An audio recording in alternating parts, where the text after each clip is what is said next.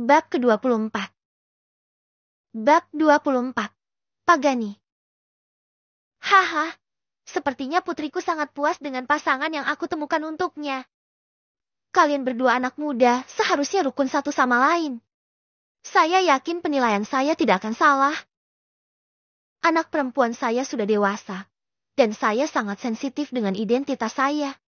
Saya tidak ingin dia tertipu. Saya tidak sengaja melihat informasi Anda pagi ini dan memutuskan bahwa Anda mungkin cocok untuk saya. Jadi saya hanya bisa memanggil Anda untuk bertemu Sixi terlebih dahulu. Su Tianlong berkata sambil tersenyum. Tuan Su, apakah Anda begitu santai dalam memilih menantu? Fan Yu merasa sedikit lucu. Tetapi dia juga tahu bahwa ini semua adalah pekerjaan sistem, dan dia hanya perlu melakukan pertunjukan. Su Tianlong mengangguk. Karena saya percaya pada visi saya sendiri. Oke, kalian para pemuda harus tetap saling berhubungan satu sama lain. Saya tidak akan mengganggu Anda lagi. Fan Yu tidak bisa berkata-kata. Apakah saya akan menjadi menantu grup Triliun? Tetapi pada saat ini, ponsel Fan Yu berdering. Itu adalah Liu Jian yang menelepon. Hei, bos. Lao Yuan dan saya di sini. Kami berada di grup Tianlong, kan? Grup Tianlong tidak mempersulit Anda, bukan? Saya akan bergegas dengan anak buah saya untuk menyelamatkan Anda segera. Liu Jian berteriak keras di telepon. Saya melihat jalan di depan gerbang Tianlong Group diblokir oleh sekelompok mobil Mercedes-Benz S-Class hitam. Ada sekitar 50 orang. Semuanya adalah petugas keamanan dari jalan keuangan dan jalan komersial. Mereka semua kuat dan kebanyakan dari mereka adalah veteran. Biarkan bos saya keluar, atau saya akan menghancurkan gedung Tianlong Anda hari ini. Liu Jian dan Yuan Changping pasti tahu detail gedung Tianlong. Tapi lalu kenapa? Jalan keuangan dan jalan komersial bukanlah jalan yang mudah. Bahkan di beberapa area tertentu, grup Tianlong tidak cukup baik. Jalan ekonomi, keuangan, dan komersial menyumbang setengah dari seluruh kota ajaib. Siapa yang takut pada siapa? Jika masalahnya tidak terkendali, mereka hanya akan dihukum dengan 30 cambukan. Orang-orang yang lewat sudah mulai mengambil gambar. Geng Hei, yang jarang terlihat dalam satu abad ini, harus difoto sebagai kenang-kenangan. Mengenai apakah akan mempostingnya secara online atau tidak, Anda bisa menebaknya dengan pantat Anda. Para anggota staf di gedung Tianlong sangat ketakutan dan wajah mereka menjadi pucat. Meskipun mereka adalah pekerja kerah putih senior, mereka belum pernah melihat pemandangan seperti itu. Geng-geng Hei berkelahi, dan semuanya mengendarai Mercedes-Benz S. Setidaknya kita harus memiliki 2 mobil Jinbei untuk menyesuaikan dengan acara tersebut. Bukan? Petugas keamanan gedung Tianlong juga memegang tongkat mereka dengan erat dan melihat dengan waspada pada orang-orang yang mengelilingi mereka dari luar. Telepon di meja Suzai berdering. Setelah mengangkat telepon, dia tidak bisa menahan diri untuk tidak menatap Fan Yu dengan tatapan kosong. Ayah, Liu Jian dari Financial Street dan Yuan Changping dari Commercial Street ada di sini. Su Tianlong sedikit terkejut, lalu melirik Fan Yu. Wah! Kita sudah menjadi keluarga. Mengapa kamu masih melakukan ini? Fan Yu menggaruk kepalanya dan berkata dengan malu-malu. Segera. Sebelum dia datang, meskipun dia merasa lega, dia masih mengirim koordinat ke Liu Jian dan Yuan Changping, yang menyebabkan kesalahpahaman ini. Fan Yu segera mengeluarkan ponselnya dan menelepon Liu Jian, memintanya dan Yuan Changping untuk segera memimpin orang-orang mereka pergi. Setelah mendengar penjelasan Fan Yu, Liu Jian tidak bisa menahan senyum pahit. Bagaimanapun, Su Tianlong adalah ayah mertua bos. Yuan Changping juga kehilangan kata-kata.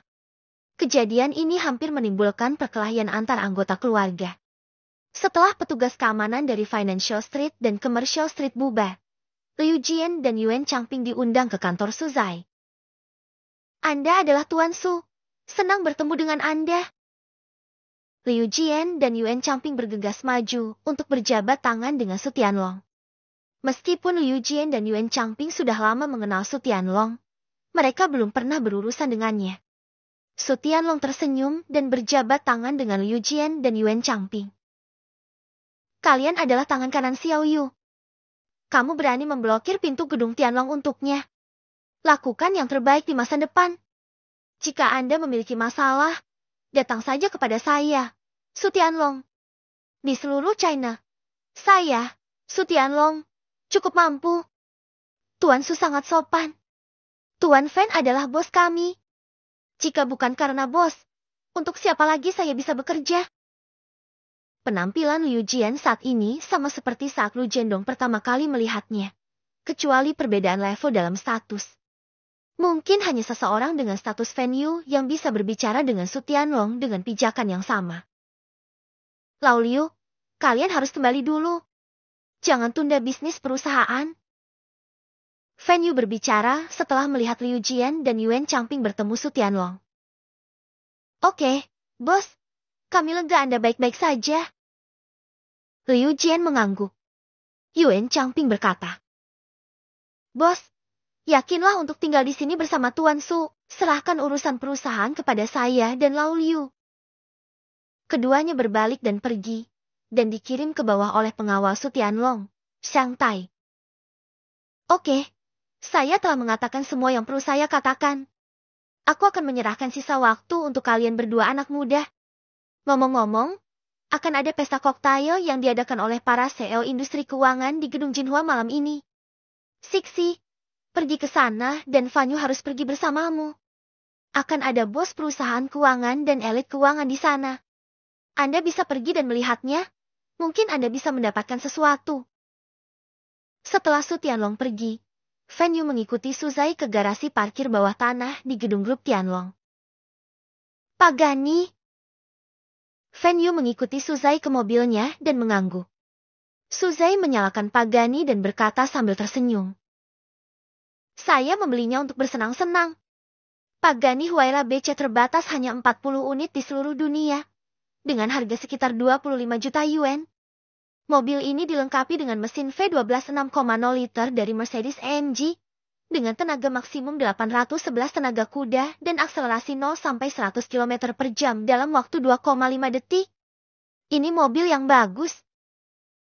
Fanyu berkata sambil melihat garis-garis halus, desain eksterior yang sangat indah, dan cahaya hitam keseluruhan yang memancarkan sikap tenang dan raja dari Pagani di depannya.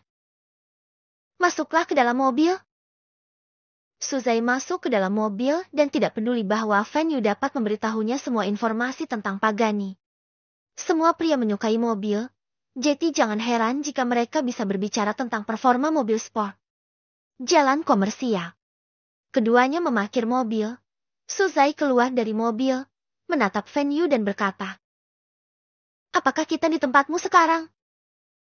Fanyu mengangkat bahu dan berkata, Jika Anda membutuhkannya, saya bisa memesan seluruh tempat untuk Anda hari ini. Suzai menggelengkan kepalanya. Tidak, terlalu melelahkan untuk di bawah. Selain itu, ada terlalu banyak barang, dan akan membuang-buang energi untuk mengambilnya nanti. Akhir dari bab ini. Bab ke-25. Bab 25. Benar-benar luar biasa. Memasuki jalan komersial, Fanyu dan Suzai pergi berbelanja di toko bermerek satu demi satu. Benar saja, berbelanja adalah sifat alami wanita. Bahkan Suzai, yang tampak dingin seperti es, bisa menjadi sangat galak saat berbelanja. Bahkan Fanyu merasa sedikit lelah, tetapi Suzai yang kurus sepertinya tidak merasa lelah sama sekali. Kemas ini, dan ini, semuanya untukku. Suzai menunjuk ke pakaian satu persatu dan meminta penjual untuk mengemasnya. Oke, itu saja untuk saat ini.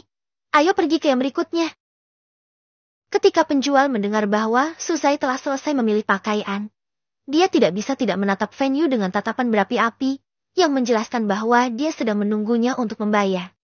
Fanyu tidak peduli. Dia mengeluarkan kartunya dan menggesekkan uangnya dengan santai. Dia punya banyak uang, dan itu adalah kemampuan Suzai yang bisa menghabiskan semuanya. Setelah menghabiskan 310.000, Fanyu mengikuti Suzai sambil membawa tas besar dan kecil. Adapun Suzai, dia tidak peduli apakah Fenyu bisa membawa begitu banyak barang. Suzai mengunjungi Versace, Patek Philippe, Davidoff, dan Armani sebelum pergi bersama Fenyu dengan puas. Pada saat ini, Fenyu memiliki tas yang menggantung di sekujur tubuhnya, dan dia sangat menyedihkan. Namun, saat kami berjalan menuju tempat parkir, seorang pria dan wanita mendatangi mereka. Wanita itu memegang mikrofon, sementara pria di sebelahnya membawa kamera. Sepertinya mereka sedang melakukan siaran langsung di lingkungan sekitar. Saat kedua belah pihak akan berpapasan, wanita itu tiba-tiba berhenti, dan pria yang membawa kamera membidikkan kamera ke arah Fenyu dan Suzai. Melihat pemandangan ini, Suzai sedikit mengernyit, dengan ekspresi tidak senang di wajahnya. Suzai tidak suka tampil di depan umum.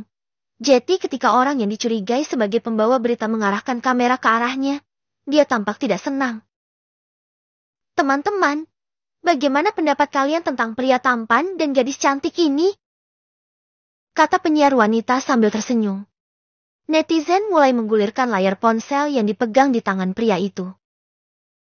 Tampan, cantik, pria tampan dan wanita cantik, pria berbakat dan wanita cantik.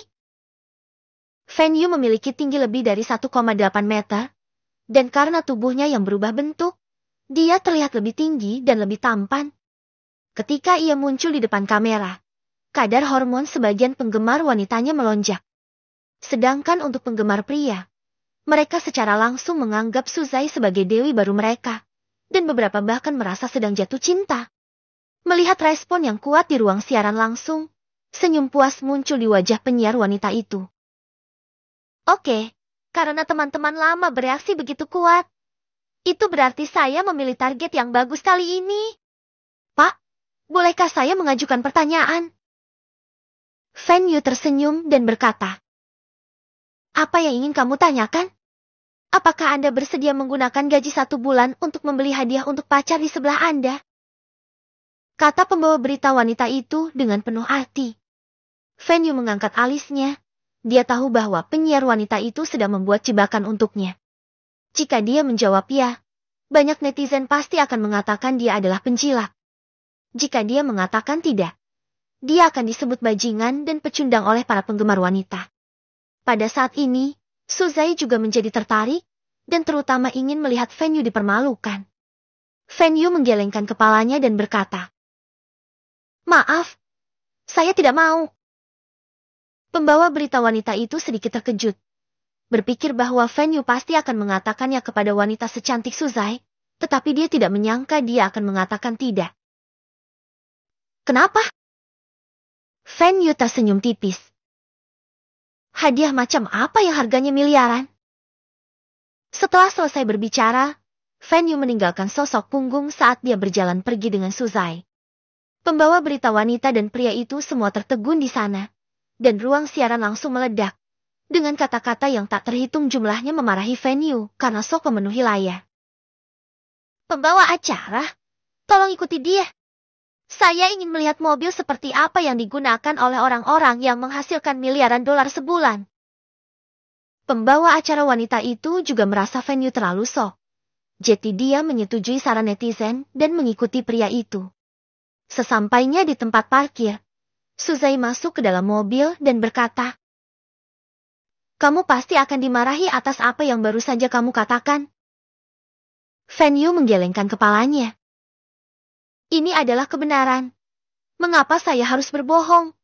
Dan mengapa saya tidak bisa mengatakan yang sebenarnya? Pagani meraung dan bergegas keluar dari tempat parkir. Pembawa berita wanita yang mengejarnya melihat ke lampu belakang mobil yang berangkat dan tenggorokannya tercekat. Itu terlihat seperti Pagani. Netizen yang baru saja mengkritik Fenyu di ruang siaran langsung tiba-tiba menjadi diam. Dan kemudian mulai dengan semangat ingin menjilat Fenyu. Orang-orang ini seperti ini. Mereka menyerang dengan keras di internet tetapi pemalu dalam kehidupan nyata.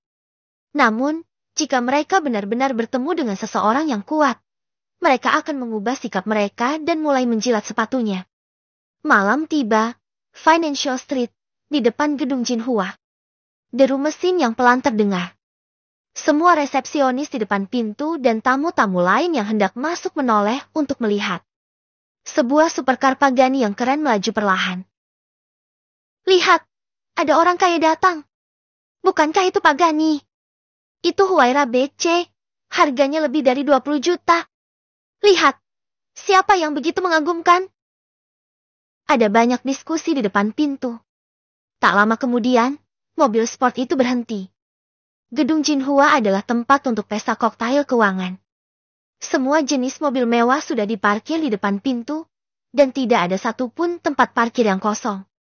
Suzai menoleh untuk melihat venue. Financial Street adalah wilayahmu? Bisakah kamu setidaknya mengatur tempat parkir untukku? Venue tersenyum sedikit. Ayo pergi. Aku akan mencarikanmu tempat parkir khusus. Mengikuti instruksi venue, Suzai menyalakan mobil lagi dan melaju menuju tempat yang dikatakan venue. Pagani milik Suzai perlahan melaju menuju tempat parkir eksklusif venue di Wanzhongyuan. Tetapi ketika dia melihat tempat parkir, venue tidak bisa menahan diri untuk tidak berseru kaget. Suzai melihat BMW Z tempat di tempat parkir dan tidak bisa menahan senyum. Sepertinya tempat parkir eksklusif Anda juga sudah terisi. Mobil siapa itu? Venue membuka pintu mobil dan keluar. Tampak bingung. Bagaimana dia berani parkir bahkan di tempat parkir pribadi? Ada sebuah kartu kecil di kaca depan BMW Z4. Venue mengeluarkan ponselnya dan menelepon. Ini adalah tempat parkir eksklusifnya. Mungkin dia tidak mengetahuinya karena ini adalah pertama kalinya dia ke sini. Setelah beberapa saat, panggilan tersambung. Halo? Siapa ini? Halo. Bolehkah saya bertanya apakah Shanghai A59, 595 adalah mobil Anda? Venue bertanya. Itu milikku. Ada apa? Suara di telepon terdengar mudah dan jujur. Saudaraku, tempat parkir tempat kamu parkir adalah tempat parkir pribadi. Silakan pindahkan mobilmu. Hei, aku akan berhenti sejenak. Aku akan segera pergi. Tidak, pergilah sekarang. Apa kau mengganggu? Aku tidak akan pindah. Venue mengerutkan kening dan berkata dengan dingin. Kemarilah dengan cepat dan pindahkan. Apa? Aku tidak akan pindah. Itu hanya tempat parkir yang jelek. Aku hanya akan parkir sebentar. Kenapa kamu begitu lambat? Kalau kamu berani, hancurkan saja mobil saya. Jika Anda tidak berani, diamlah. Setelah mengatakan itu, dia menutup telepon. Venue meletakkan teleponnya, tampak tertegun. Dia tidak pernah melihat permintaan yang tidak masuk akal seperti itu dalam hidupnya. Memintanya untuk menghancurkan mobilnya. Sikap menuntut itu seperti seorang wanita dewasa yang tidak puas. Dia awalnya berpikir bahwa dia akan membiarkan seseorang menyeretnya pergi. Tetapi karena itu yang terjadi, dia tidak punya pilihan selain puas. Ada apa? Apakah seseorang menggertakmu? Suzai datang dan berkata dengan senyuman seindah bunga. Dengan senyum tipis, Venue mengangkat teleponnya dan menghubungi nomor lagi. Halo, manajer Liu. Bos, datanglah kepada aku segera di taman. Baiklah. Beberapa menit kemudian, Liu Jian bergegas. Akhir bab. Novel terjemahan. Judul. Dapatkan sistem